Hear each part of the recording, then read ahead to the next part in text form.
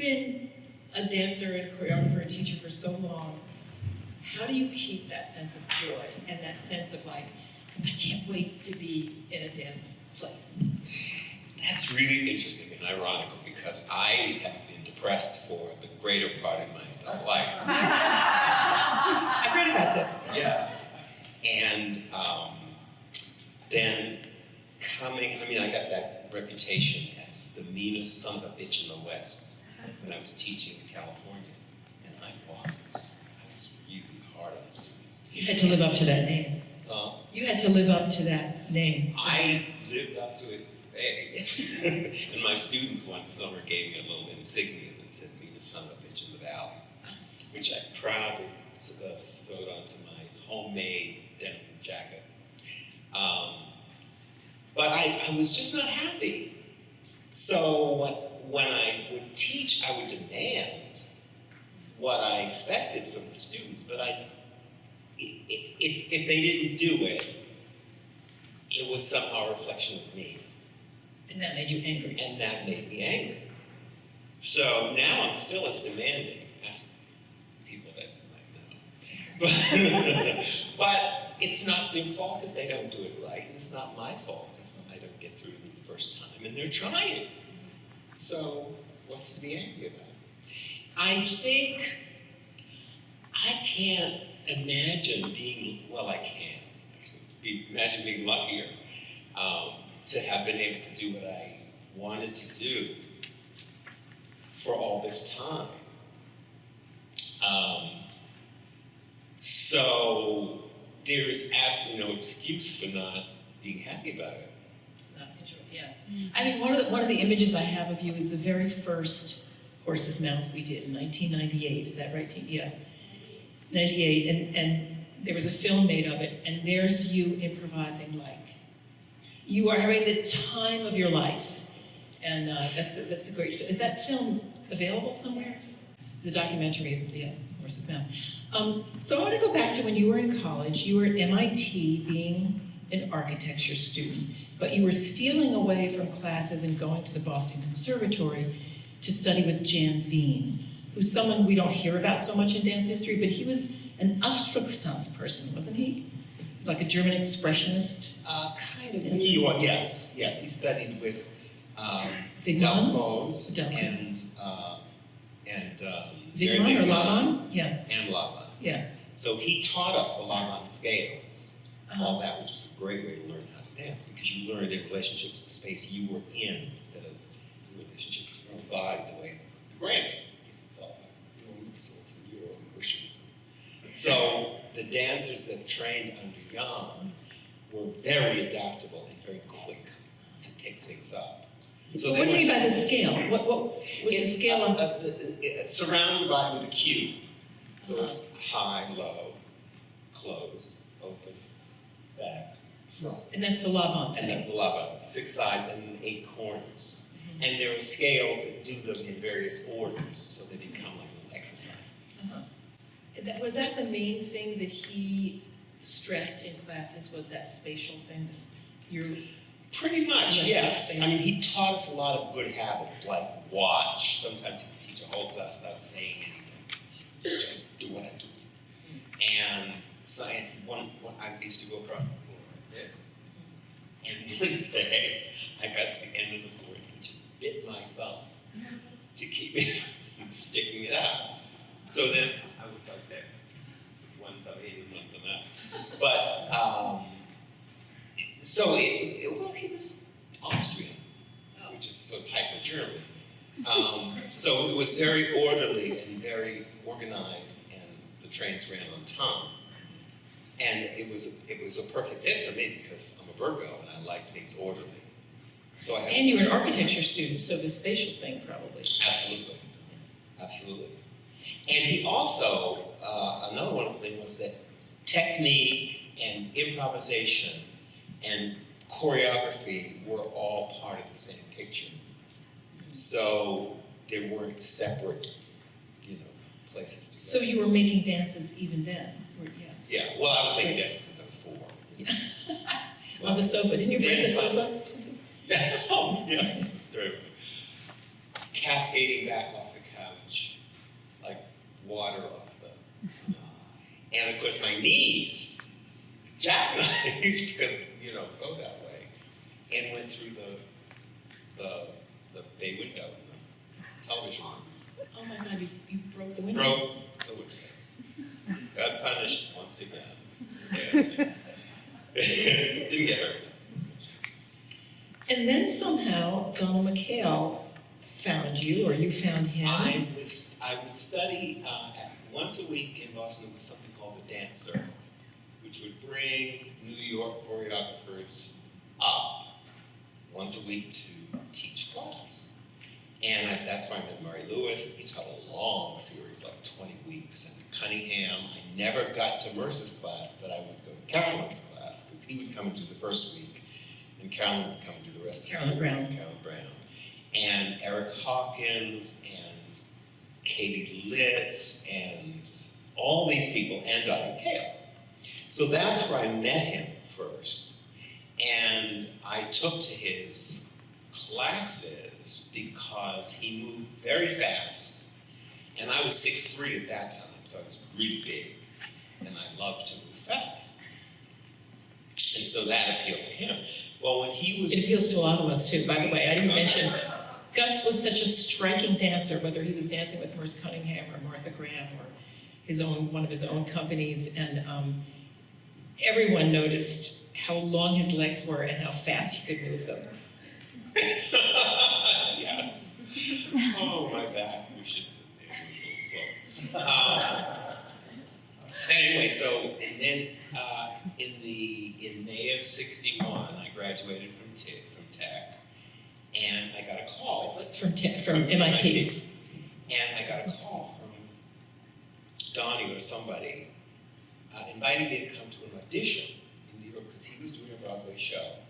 And he was looking for new dancers. And he had seen you, he remembered you from the dance circle? Yeah. Well, can't forget me, right? I moved fast and I was big. And there was a handful of dancers, a group of dancers, the black dancers who did every black show in New York. And Kicks and Company was really set out to be the first really integrated show. It was on the same season as Quamina, which was the black show of that season. So we were all excited to be, or the New York dancers were excited to be part of Kicks and Company. And was it integrated? Totally, completely. Burgess Meredith played Mr. Kicks, who was the devil.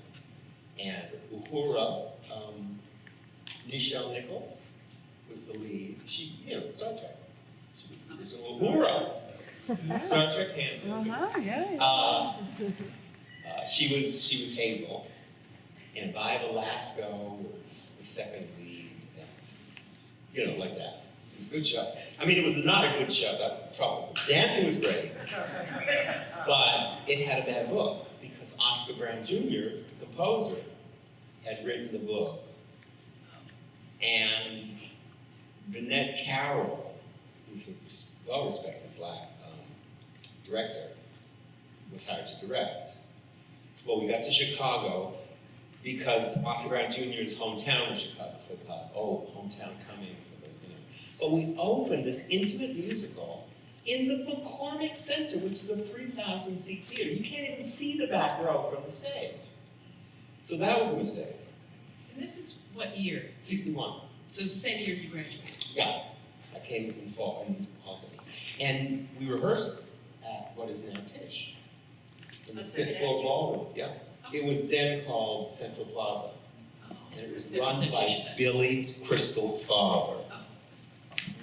And that's why, Jack Crystal. That's why it's totally. called the Jack Crystal Theater at 2nd Avenue. Billy Crystal came to that. So that was that, and I'd never worked so hard in my life. And in the course of your short dance life. In my short dance life. No, well, my short life. At some point, they decided that what's wrong with the show is they have to fire the director. The book was bad. We knew the book was bad. Lorraine Hansberry was the wife of one of the producers.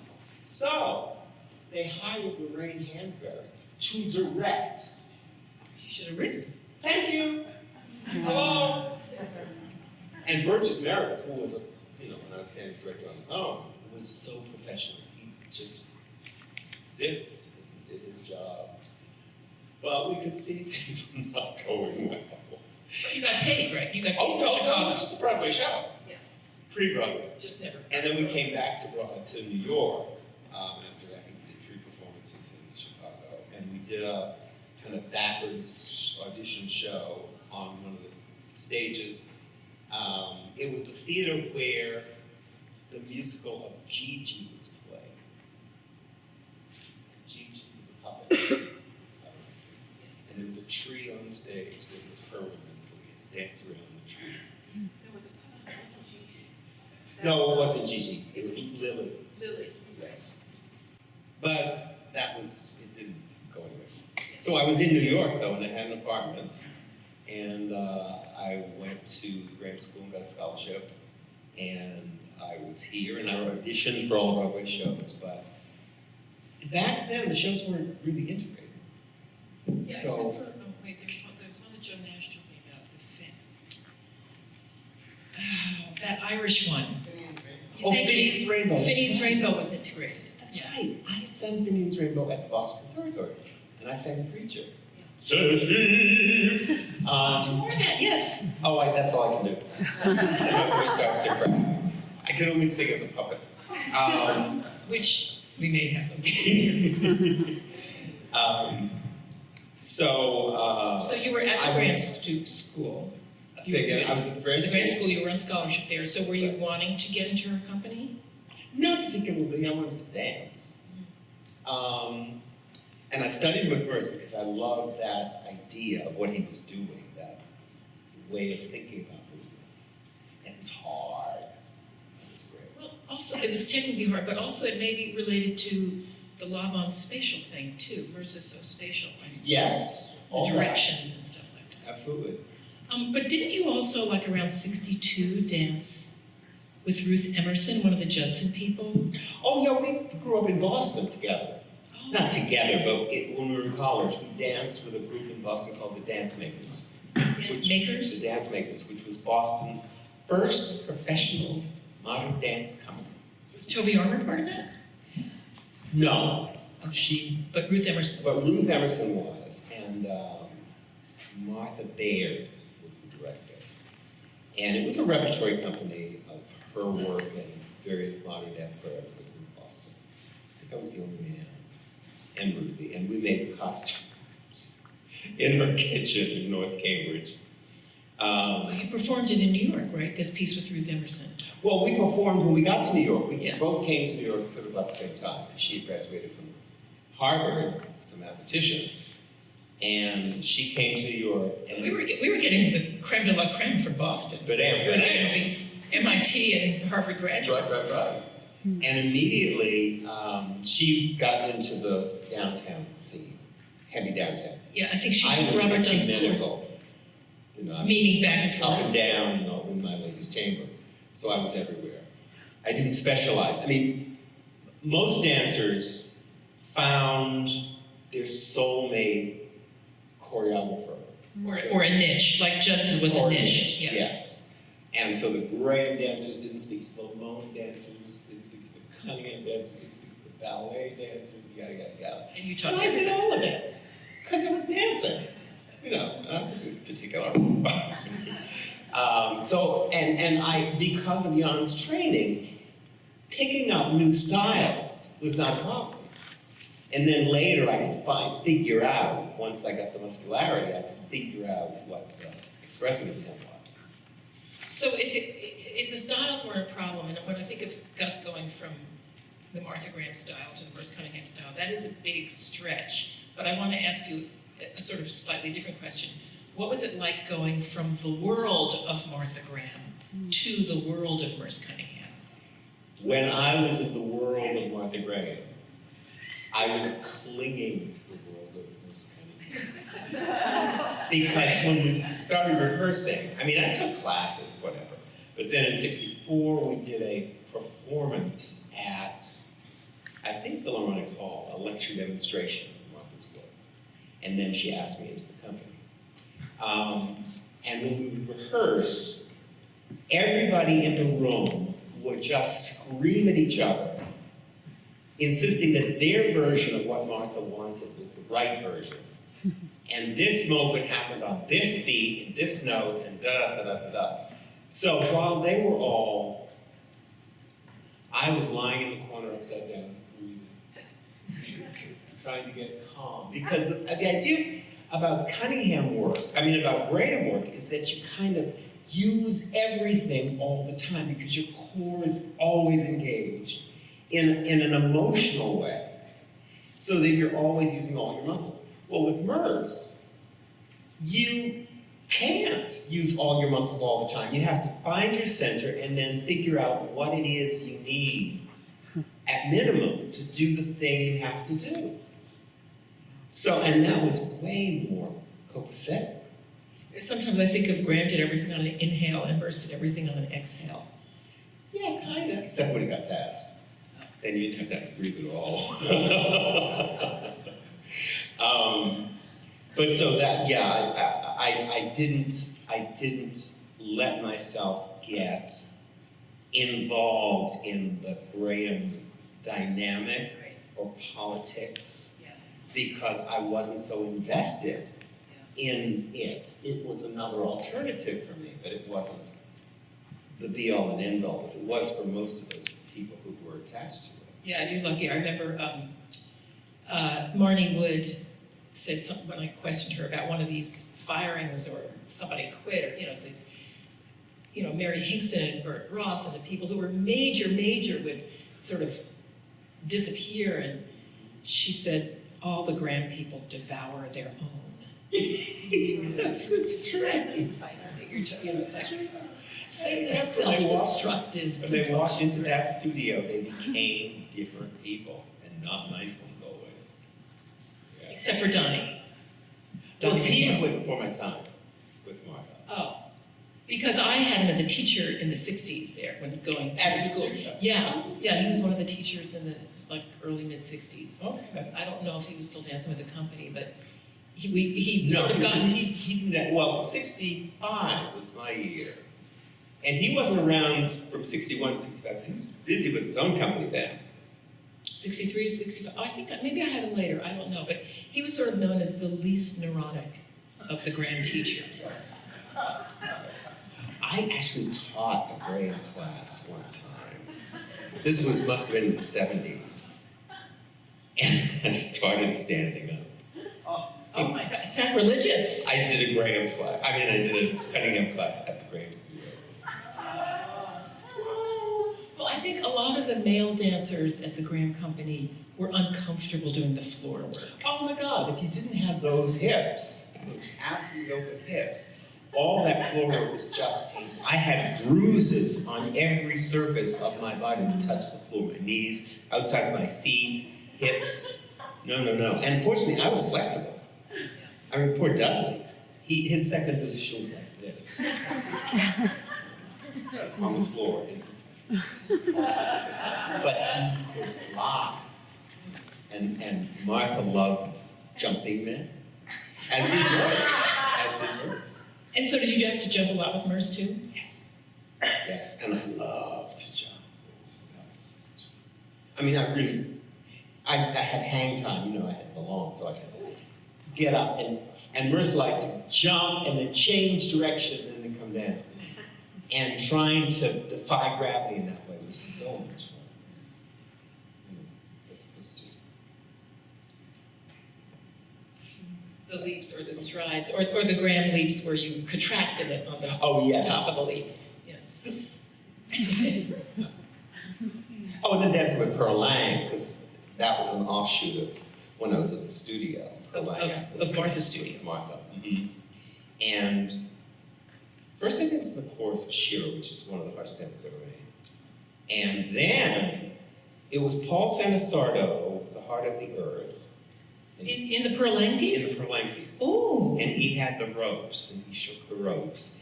And Bruce Marks was the messenger. And he leaped around and carried Pearl and yada, yada, yada. And then Bruce kind of left the company and became a ballet dancer. Yeah, he was big at Joined ABT. ABT, And yes. he was artistic director of several ballet companies. Yes, indeed. So I got promoted into his role. And that was hard. Pearl was kind of like me. She would say, okay, no, do it. You have to contract, make a full circle with your torso before you land. Do it again. Do it again. Do it again. Do it, 50 times. Until I would say, Pearl, I don't think it's physically possible to do this. You're not a physicist, you're a dancer.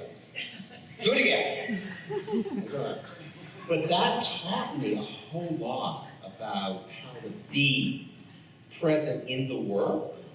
It improved my technique, essentially. Yeah. So talking about technique, did you ever have a technical, was there a problem where you were, did you ever have a problem with placement or with feet or with, obviously not jumping, but was there anything that you felt in technique class you had to work on? Everything. Everything. My body, it turns out, was not made to dance. Even though we all thought it was, you were such a natural dancer. I certainly thought it was, because I couldn't stop.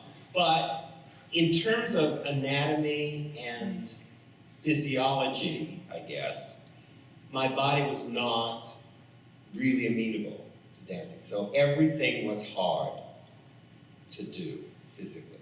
And fortunately, I had tons of energy, so I could force myself to do it, and I did. Which is, in fact, how, back in the 50s when I started studying, that was all we knew. Do it. Yeah, there's no somatic practice back then. Totally. Yeah. Totally.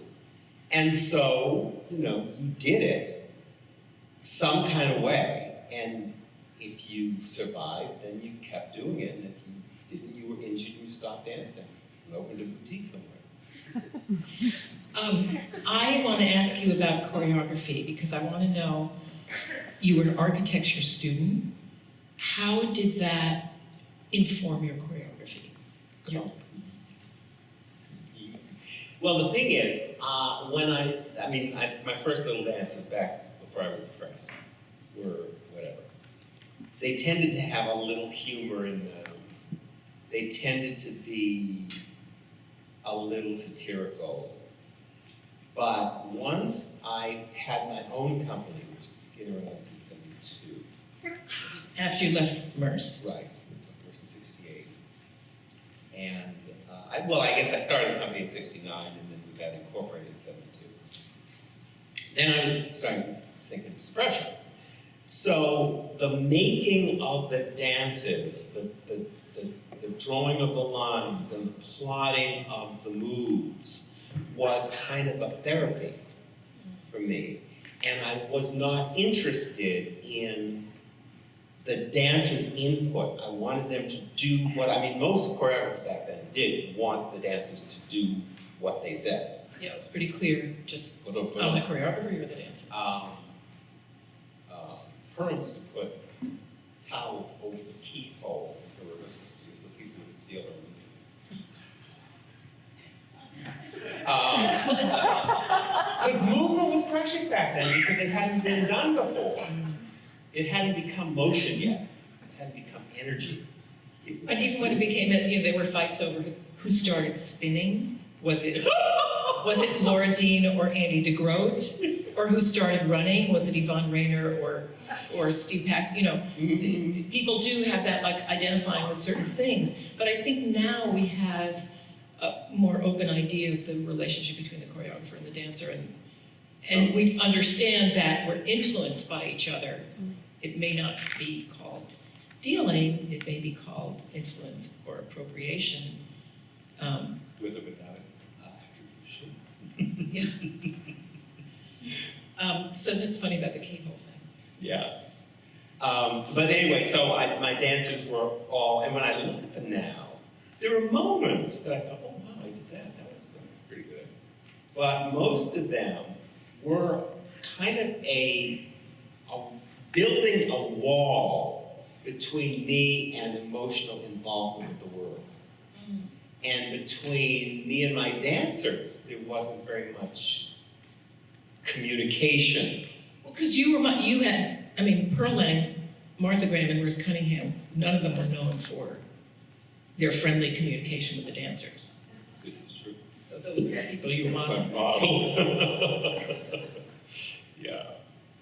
And so a lot of African American dancers gravitated toward the Ailey juggernaut kind of. Did you ever feel that attraction to the Ailey work? Not really. If he had asked me to dance with him, I would have, because I danced with everybody who asked me. But he never asked me, and it wasn't an ambition of mine to dance with him. And in fact, I wasn't so excited by his work as I was by Donnie's work, which seemed much more human, much more genuine, much more dealing with the truth of his life. We never, crossed paths. I danced with Joyce Trissler, and went into show business with Joyce Trissler. So to go back to Donnie for a minute, and some of you may have seen Rainbow Around My Shoulder that's been at Lincoln Center now. Right. But before that, he made a piece called Games, Mm-hmm. and which you were in, I think? No. Oh, you weren't in He it? would never let me be in games. He said I was too tall. Oh, because it was about children. It's about children. It was supposed to be it was about games children play in the street. And there was one, because I looked at an old video of this, and I was struck by one kind of song, like a little ditty song about policemen. Chicken the cop behind the rock. Chicken the cop. Into the mic, please. Chicken the cop behind the rock. Chicken the cop behind the rock. Chicken. And then somebody gets hurt by a policeman. Donnie McKayle was ahead of his time. That was 1953. Something like Yeah. that. Yeah. Yeah. Well, that's what he lived. Up in Harlem, Irish cops. Gotta be careful. Right. This is a question from Facebook. I said, does anyone have questions? Rebecca Rice, who's She's what? she's Carolyn Brown's Carolyn niece. Brown's niece, I think, yeah. Yeah, and I think she's also a granddaughter of Ruth St. Dennis. No, No, Marion Rice. Marion Rice. Who was a Ruth St. Dennis Denishon teacher. Yeah, okay. And that's where Carolyn learned her dancing when she was little. Right. So her question is, well, here's her whole comment, Rebecca Rice's comment, when I said I was doing this thing with Gus Solomons. Beautiful man, eloquent voice, brilliant soul, and smartest of all. Congratulations, Gus. My question is, how do we teach nuance in choreography and performance?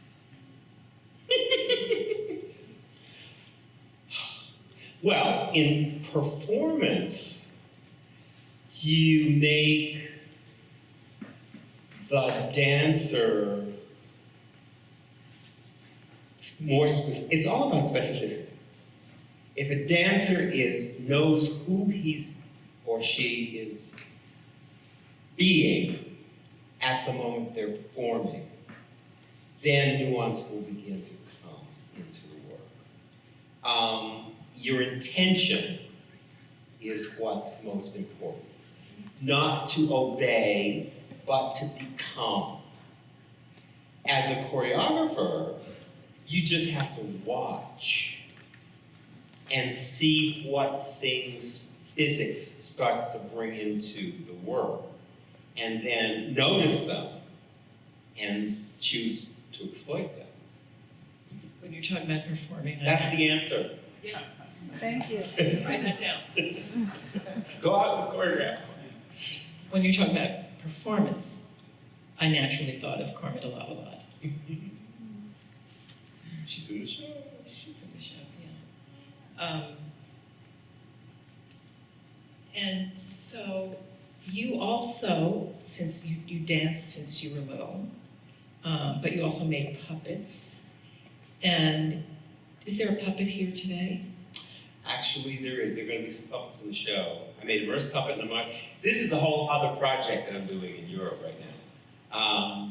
And the makers of this piece interviewed Valda Setterfield and me about our lives, and then took all that 1,000 pages of transcript and gleaned things that they thought would be interesting to explore. And one of the things I did, of course, was tap dance. And one of the things I did was puppetry. So they said, "Can you do puppets?" And I said, "Oh." So I spent last August making puppets.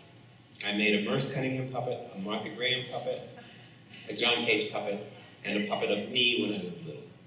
And we do a little puppet play in this piece called Monument 0.1. Called what? Monument 0.1.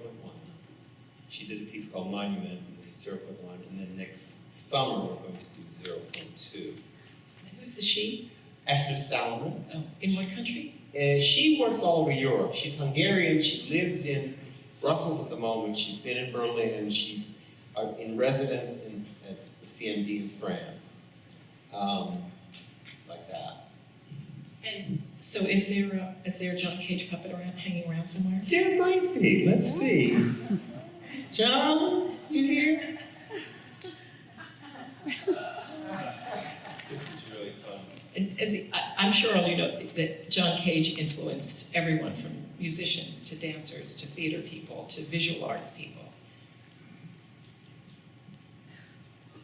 Well, I really didn't do that much. I just was there. It was all about sound and possibilities.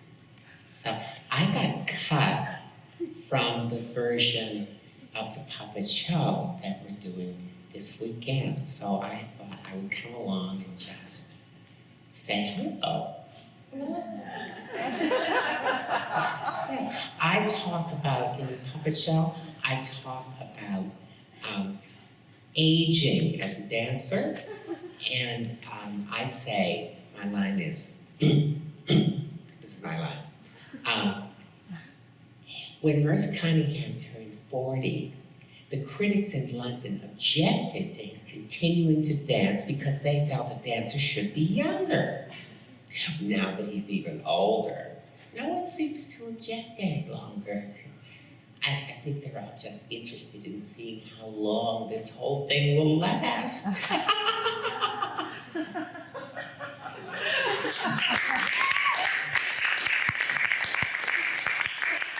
Well, thank you, Gus. This has just been fabulous.